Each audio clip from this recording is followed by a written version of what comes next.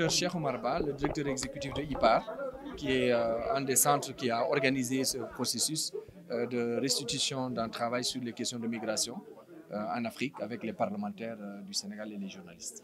Alors, comme vous le savez, nous les chercheurs, nous travaillons sur cette question depuis une trentaine d'années, sur les questions de migration africaine.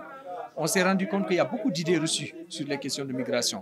Parce que souvent, ce qu'on voit par la presse, c'est plutôt les problèmes qu'on décrit. Par exemple, des jeunes qui tentent d'aller en Europe, alors que nous considérons que ce phénomène, bien que dramatique, est très faible et très marginal par rapport à la réalité du phénomène. Et nous savons que la question de la migration, elle est d'abord intra-africaine. Quand un Sénégalais quitte le pays, et quand 10 Sénégalais quittent, les 8 restent sur le continent.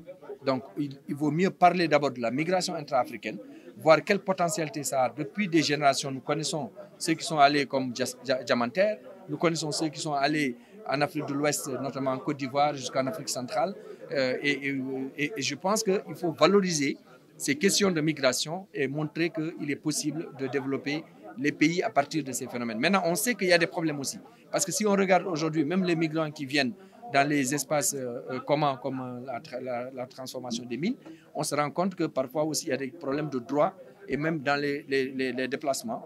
On voit par exemple qu'en Afrique, bien qu'il y ait le protocole de la CEDEAO sur la libre circulation des personnes et des biens, on sait qu'il y a des tracasseries pour la mobilité des commerçantes qui vont au Mali ou qui vont ailleurs en Afrique.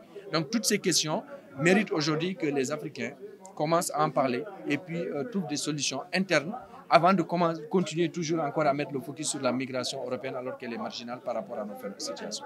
Alors la première recommandation, c'est de dire qu'il faut institutionnaliser le partenariat entre la recherche qui produit des évidences et les décideurs politiques, mais aussi les parlementaires qui prennent des lois.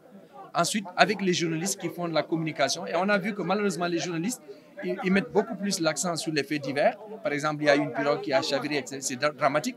Mais peut-être il y a d'autres Sénégalais qui sont en train de construire, comme le Michel Gaïdo, qui est en train de construire des dynamiques intra-africaines depuis des années. On n'en parle pas. Et je crois que c'est ça qu'il faut qu'on valorise, des Africains qui arrivent à s'installer en Côte d'Ivoire, au Gabon ou ailleurs, et qui sont des fiertés aujourd'hui. Et on sait qu'il y a une forte intégration au niveau de l'Afrique. Et je crois qu'il faut qu'on valorise cela pour le bien de l'Afrique. Deuxièmement, il faudrait justement qu'on renforce sur les engagements des parlementaires.